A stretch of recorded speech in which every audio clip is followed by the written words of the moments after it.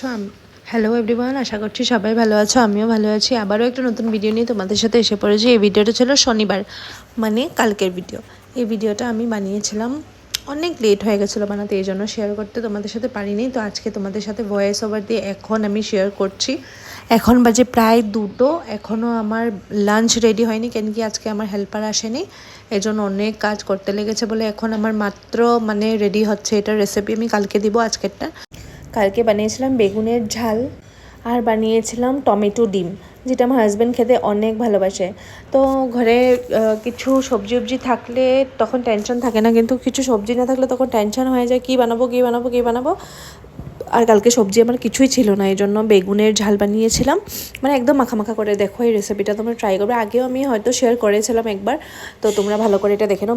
বেগুনটা ভালো করে ছোট করে কেটে ভেজে নিতে হয়, ভালো করে ভেজে নিতে হয় হলদি লবণ দিয়ে। একটু যখন আধা ভাজা হবে তখন এটা উঠিয়ে নেওয়ার পরে এই যে রসুন আর কাঁচা লঙ্কা আর আদা একটু পেস্ট করে নিয়েছিলাম। তারপরে তেলের মধ্যে গোটা জিরা সোমবার দিয়ে ভালো করে পেঁয়াজগুলো ভেজে নিয়েছিলাম। পেঁয়াজগুলো যখন একটু লাইট ব্রাউন হয়ে যাচ্ছিলো না, তখন একটু টমেটোটা দিয়ে ভালো করে ঢেকে রেখে দিয়েছিলাম। তারপরে ওইদিকে চলে গেছিলাম ডিমের অমলেট করতে, যেটা ডিম টমেটো বানাবো না। আর একটা রেসিপি তো দেখানো পসিবল হয় না, কেন কি 2-3টা একসাথে বানাই, যে জন্য মিক্স আপ করে দেখাচ্ছি তোমাদেরকে।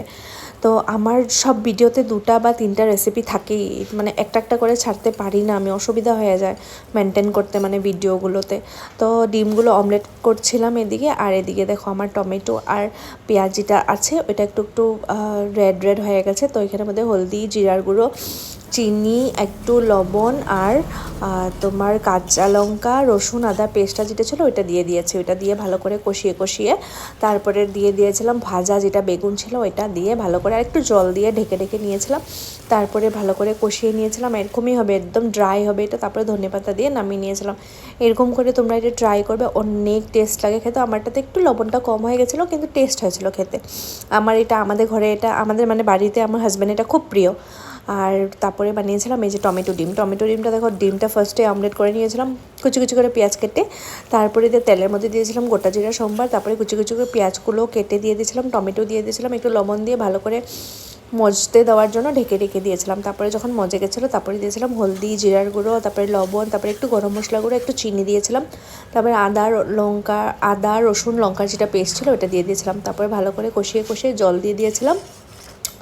জল দেওয়ার পরে অ্যাকচুয়ালি না এটা এরকম হয় যে একটা ডিম দিয়ে টমেটোটা দিয়ে নামিয়ে নিতে লাগে, তখন আমি ভুলে গেছিলাম নামিয়ে নেব কেমনে। তো এই জন্য ভালো করে টমেটোগুলোকে ভালো করে ডিমের মধ্যে মাখিয়ে নিয়েছিলাম।